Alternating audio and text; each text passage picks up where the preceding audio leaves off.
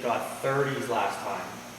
So the next step is I went for a drive, wasn't feeling the way I wanted to feel. We're going to dig into the clutches in this. Yamaha does things a little differently, so I thought I'd bring you along because it's not like a normal snowmobile or a Can-Am or a Polaris. These clutches are very different, and they actually run, I'll call it 2 sets of clutches. And I'll show you when we get in there, but they run a dry clutch like every other machine would with the CVT style belt. And then they also run a wet clutch within the motor. Shop things, air compressor. So we're going to tear into this and I'll show you how that works. We're going to throw a bigger spring in it and we're going to take a little bit of weight out of it.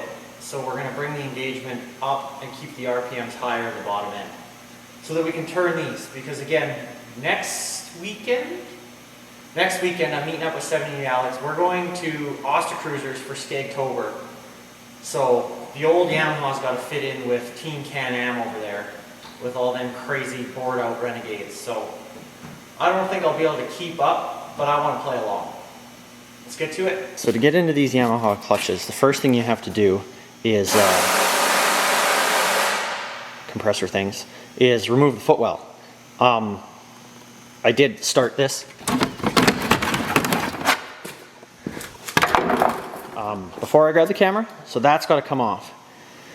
Next thing is you got to get this panel, this side knee bolster, and the top console so that that panel can come off so you can access the bolts. I'm not a big fan of bending things out of the way so that you can get to bolts.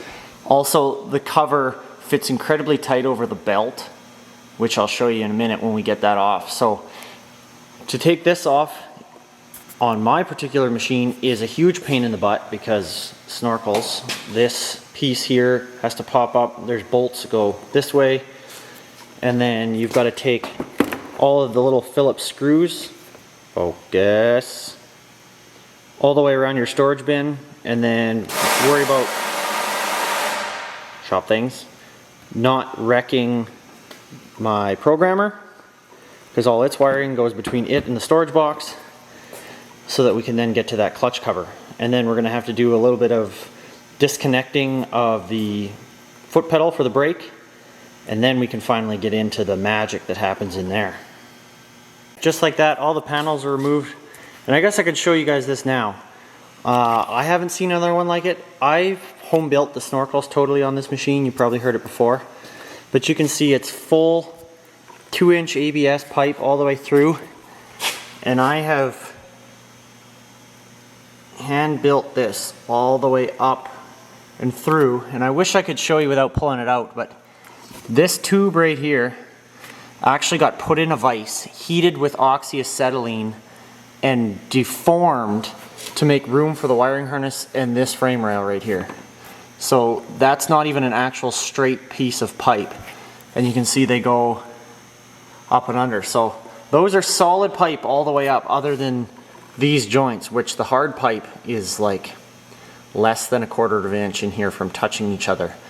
These I put, shop noises, these I put in strictly not for flexibility but ease of getting these out, because these are glued and they're one piece.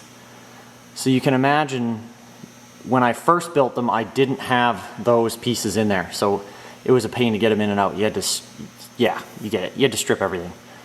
But anyway, back to what we were doing, clutching.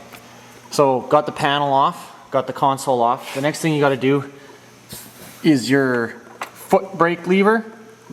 Take your top nut, zip it all the way up so that this pedal you can push way down, because you're going to have to push this down with one hand to pull the cover off and to pull your primer off. Secondary, you're okay. So now the only bolt that we need to flex some plastic is this one right here. I can manage that. So we'll get this cover off, and then I'll show you what's going on inside. Okay, so we got the clutch cover off. Now you can see some things look a little different. There's a secondary, like always, and there's a primary with a big cage over it. So I'll show you when we take this off.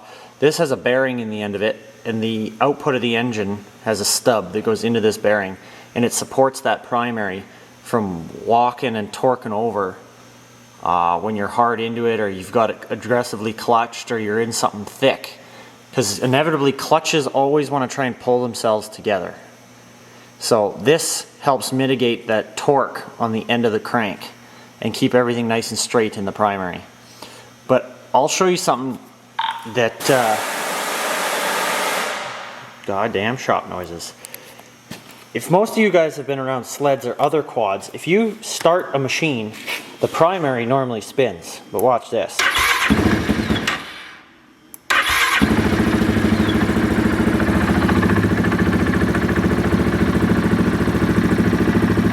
Normally you can't stop that when it's idling. Huh.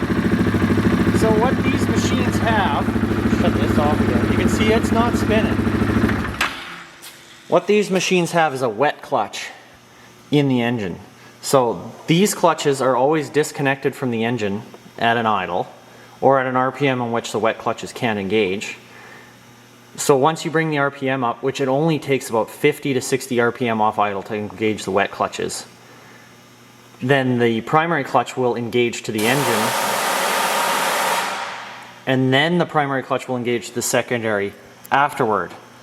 So you can see I'm not spinning the engine right now. That's just the primary. So the benefit of this is this belt is always twanging tight. So for you Yamaha guys, I know you vouched it, you almost never have to do belts in these. I do belts preventatively. I don't know, it makes me feel better. It's like doing an oil change on your truck. You swear it's faster. I do them preventatively. I do keep a spare. Always do, for the slight chance, you know, there's a flaw or something breaks, but that's why you don't get the belt slip in the Grizzlies is these are always tight and these are always engaged, and the wet clutch takes the wear, but the wet clutch you would have to drive horrendously to burn that out. So what we're going to do next to get in here is this cage has to come off. There's 4 bolts on the outside, and then this top bolt, focus, that one is longer than all of them. That bolt comes out and then gets threaded into this hole to open your secondary to take your belt off. So we'll do that. Okay, so we got that bolt wound in, got the belt nice and loose. I took the impact already. The easiest way to get this primary and the belt off at the same time is back this nut off. Okay, here's the tip. When you take this clutch off, hold this center piece of steel in all the way. So pinch your clutch together. If you let this out, I mean, you gotta go find them, you're gonna let all the rollers out, and it'll make sense. I'll show you when I get it off. So we'll pull this. Oh God. Maybe. Okay. So if you let that open, if I take this off, see all those rollers in there? They all get all cattywampus, cocked sideways. Not good. There we go. So that's going to go over to the bench with us. I need a clean rag.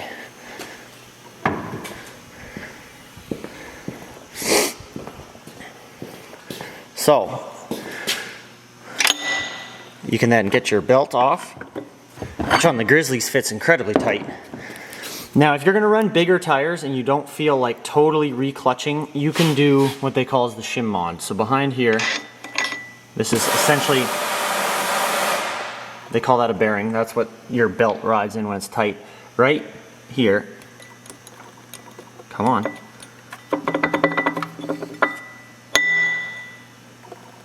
Come on. There. That right there you can get from your Yamaha dealer. This is a front diff shim, and it's exactly 1 millimeter. That will go on here, and all it's going to do is bring your primary out 1 millimeter from your back sheath, lets the belt go deeper down. So the deeper the belt can go in the primary, the higher it can go in the secondary, therefore the lower the gear ratio you can get.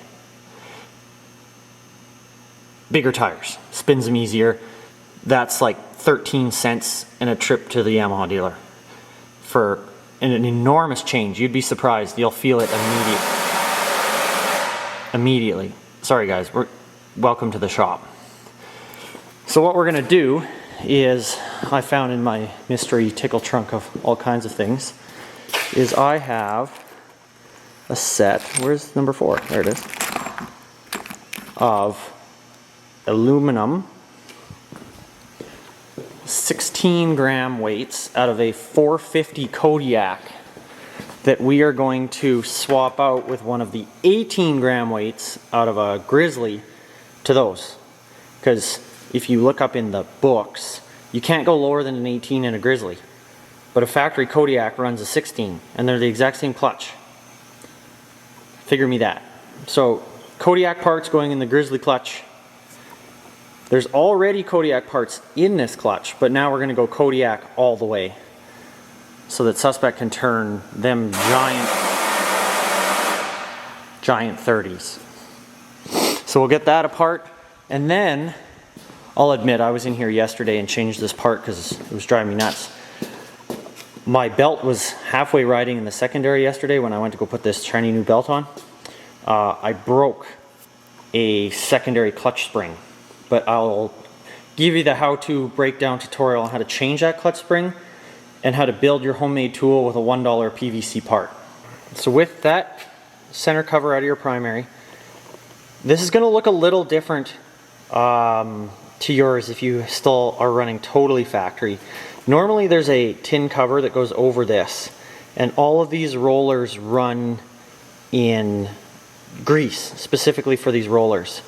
I've had this machine machined, and it's been dipped. I don't know if you can see it really on here. It has like a black ceramic coating in here that allows me to not run grease, so that when I want to change weights, I just boop, and they're dry and not all gummy. So, tip to you guys, you can see how this is in sets of 2, 2, 2, and 2. These two don't have to match, and these two don't have to match, but this location has to match this location that has to match this. So you can run mismatched weights in each corner, but the mismatch has to match. So you can't go, you can go 16, 18, 16, 18, but you can't go 16, 18, 18, 16. You're going to get some weirdness. So if I pull these out, this is the one that's staying. It's really light. This one, that's a heavy girl. That one's coming out of there.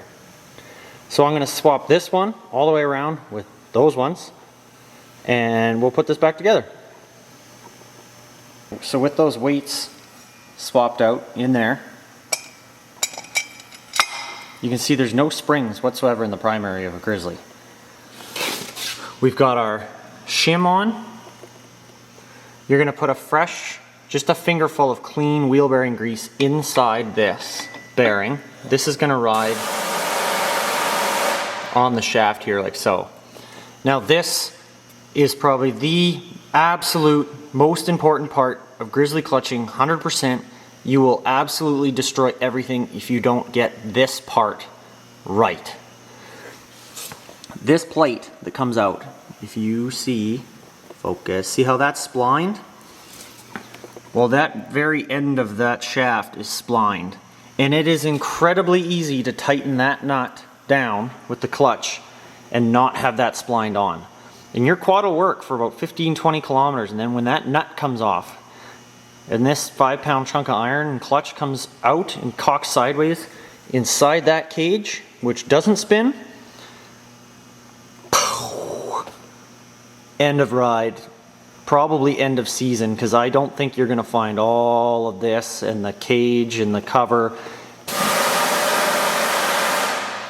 in like a 2-day span of a weekend. Unless you have the world's best Yamaha dealer or you work for headquarters, I don't think it's going to happen. So when that goes back on, super, super, super critical that when it slides on here, and I'll show you when I do put it back together. Come on, focus. When it slides on there, you want to see just barely the end of those splines come through here. If you don't see that, something's wrong. You need to figure out what's wrong and fix it. And that's even with the shim. You're going to see those splines with the shim. So don't think they'll disappear if you do the shim mod. You're just going to see more spline if you don't have the shim. So before we put that back on, we're going to take the secondary off, and I'll give you a crash course kind of on how to change that secondary spring. I've already done it, and I'll show you that. Oh my God. I'll show you the tool.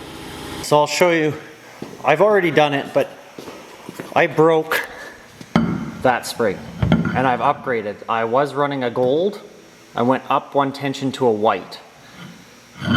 This is still opened up with that bolt. So you'll take that bolt out so that those clutch sheaves are all the way together. And then find a socket for this nut or pipe wrench. Just be gentle.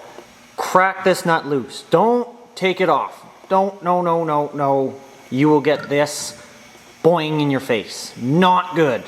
This spring, well here, hold on. Sorry guys, this is gonna get dark. We're going into my shop here.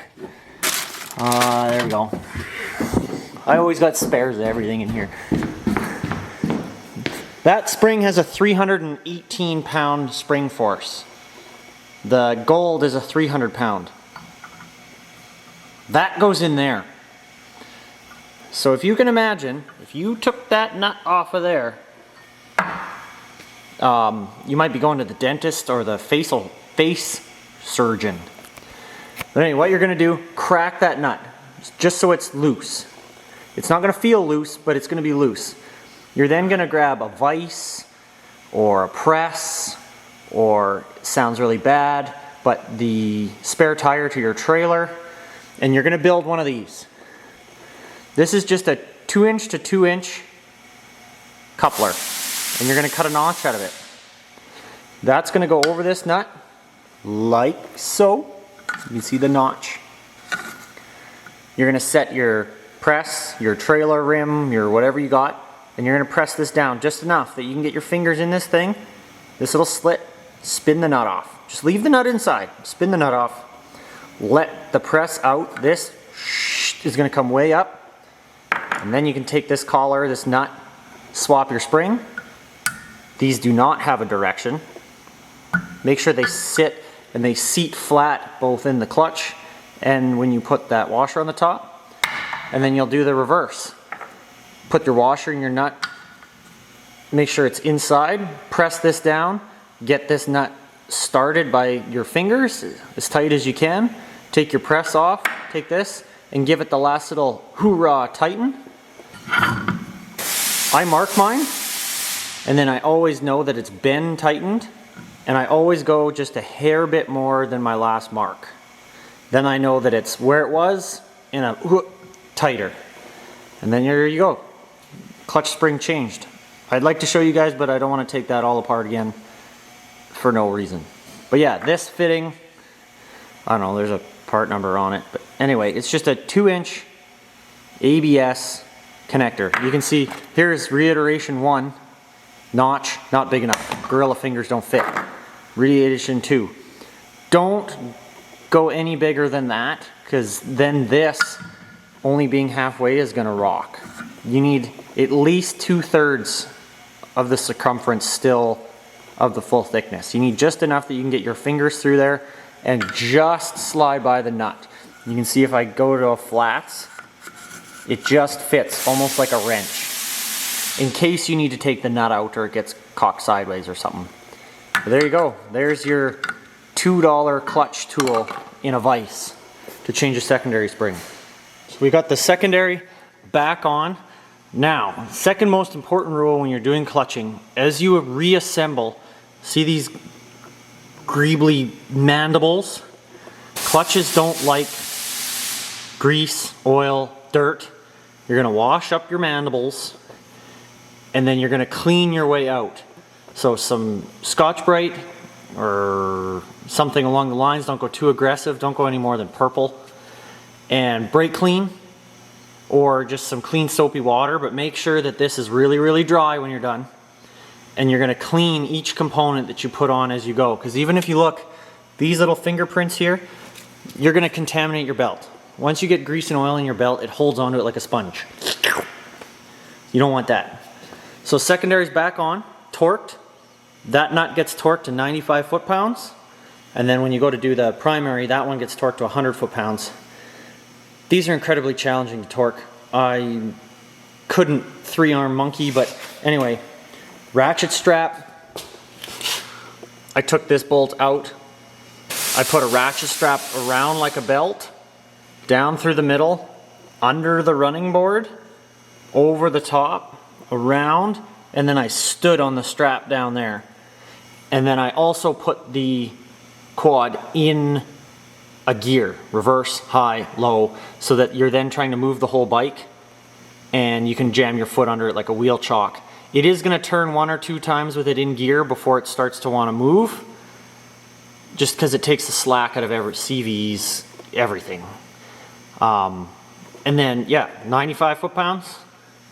This one's 100 foot-pounds. I'll try and show you guys the ratchet strap mess when I go to torque that one.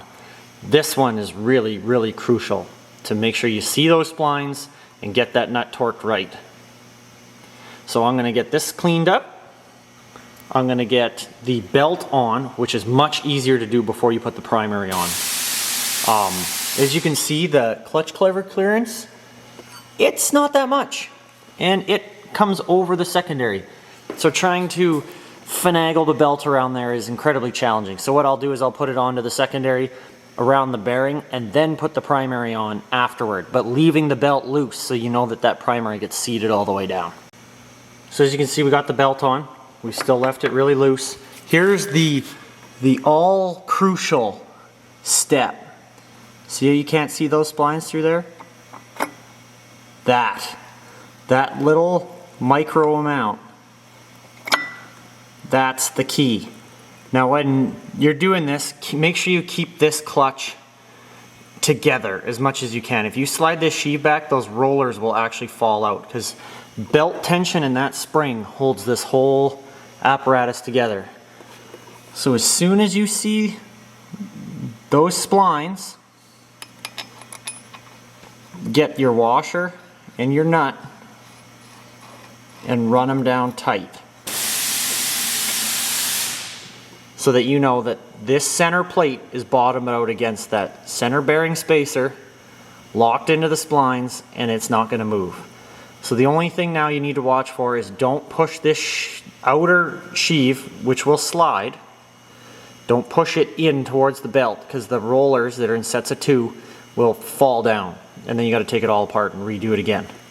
Once this belt's tensioned, those rollers can't fall out because the only way that this is going in is with engine RPM and the belt tension is behind it. So when you let off, it's going to push these out with it still spinning so that they don't fall down. So the next step, what you'll do is we're going to torque this nut 100 foot-pounds. I'll try and get that strap on there and show you.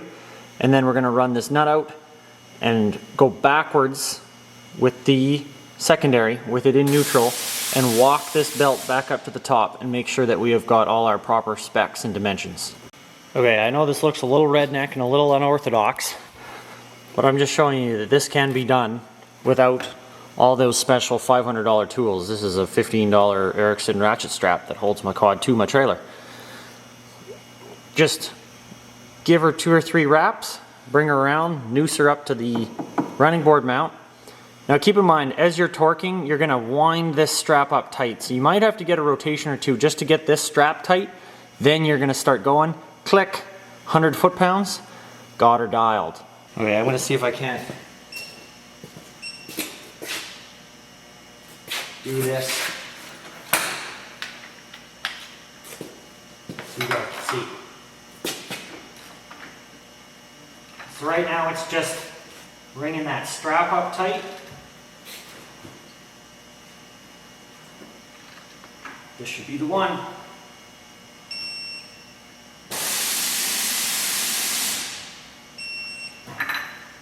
$100 foot-pounds. Done and done. With a ratchet strap. The ratchet strap removed. Throw the quad in neutral. Now there's a one-way bearing in this. This primary can't go forward, but what you're gonna do is slowly roll this backwards, and this belt will start to tighten up. There we go. You can see it's walking up the top. There you go. You can see the thickness of the cogs on the belt are just over, and the bottom of the groove is flush with the top of the secondary. Dialed. So once you've got that walked all the way up to the top, you're then going to put, we'll call it the squirrel cage, back on. Put a little blob of grease on your finger. I don't want to dump all my bolts out, but there's a bearing in there, that little hole. Put a little bit of high temp wheel bearing grease. Don't put like just a generic brown grease. You want something that's going to be high temp and also water resistant for, you know, the times you get a little deep. You might get some water in here. And when grease and water mix, they make just a gross, yeah, no. So put a little bit in there. That's going to go onto this shaft here, so make sure this is all wiped nice and clean. And then you're going to walk that on, tighten everything up, and then it's just a reassembly stage of plastics, covers, and away you go. Clutch cover's back on. Everything's all torqued up. Wanted to mention, most importantly, don't forget this brake line or cable and nut. Come on, focus. That. You don't want to be going down the trail, and heaven forbid you go to actually reach for this, which I don't really know who uses these, but they're there, and you got nothing, and then, you know, you make an appointment with the tree, which is not what we want in this world. No tree appointments. So we're going to continue building up, get the side panels on, everything, get the running board in, and then we'll have this buttoned up, and then it's just a matter of, I'm doing a cleanup on the trailer. But you guys don't really need to see that. There's like FRCC dirt and it just drives me nuts. I got OCD and this is filthy. That's filthy as a machine, drives me nuts, but it's going to Skagtober, so I'm not going to shine her up real nice because it's going to get ruined. But after that, we'll clean her up real nice. The Honda also needs to get cleaned up real nice, which looks so ridiculous with those tires on it. My God, that thing is a beast. Anyway, okay, we're going to continue and finish up this project so we can move on. Well, there she is. She's all put back together. New clutch weights, all cleaned up. New primary, or secondary spring. Sorry, there is no primary spring. So I'm hoping she's Skagtober ready. I mean, there's not a lot of Grizzlies out there with tires like that on it, and I don't think they're built to have tires like that on it. And just another hang in there, little buddy. That diff is going to be putting in a shift. I'm not really worried about these massive axles, but that little diff and or that little center shaft, whew, hang in there, come on. But you know, you gotta pay to play, so if you break stuff, you break stuff. It wasn't Yamaha's choice for me to stick these tires on that machine. Came factory with 26s that were smoother than a baloney skin. But we'll see how it goes. So anyway, clutching's done. We're gonna do a quick trailer clean, wipe down, because of course it's gotta be looking good for when we leave on Friday. But anyway, stay tuned, next video's coming. Hopefully we're out riding with this guy. Awesome. Thanks for watching. Like, comment, subscribe. Keep doing what you're doing.